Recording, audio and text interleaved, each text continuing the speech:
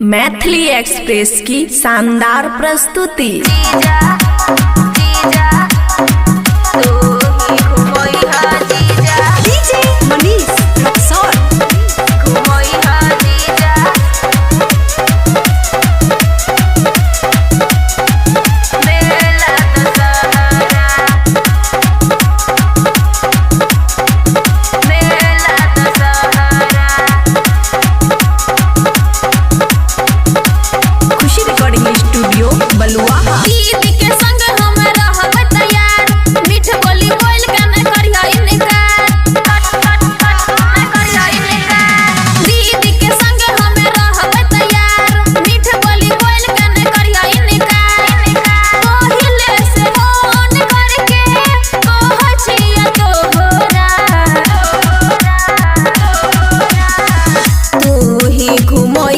जीजा मेला दशहरा तू ही घुमई ह जीजा मेला दशहरा।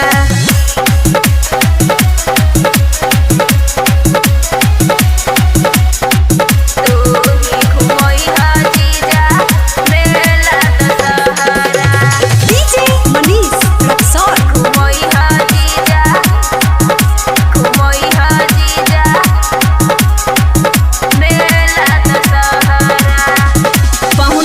सवेर नाई करिह तू देर कहे छोट की साली हो कहे छोट की साली हो। दिह किने निशानी चाही सोना न जाने रोल गोला के बाली हो रोल गोला के बाली हो। आई भनाई त करबो हम तोहरा से झगड़ा तू ही घुमई ह जीजा मेला दशहरा। तू ही घुमई ह जीजा मेला दशहरा। मेला दशहरा। खुशी रिकॉर्डिंग स्टूडियो बलुआहा।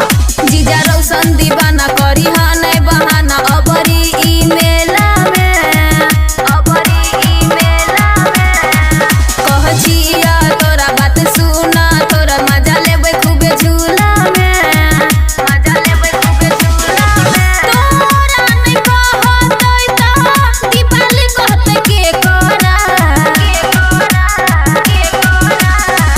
तू ही घुमई ह जीजा मेला दशहरा। तू ही घुमई ह जीजा मेला दशहरा। दीदी के संग हमें रहबै तैयार मीठ बोली बोल के न करिया इनकार पहिले से फोन करके कह छिया तोहरा।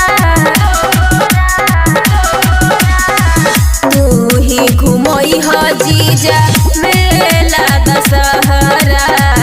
तू ही घुमई ह जीजा मेला दशहरा। खुशी रिकॉर्डिंग स्टूडियो बलुआहा।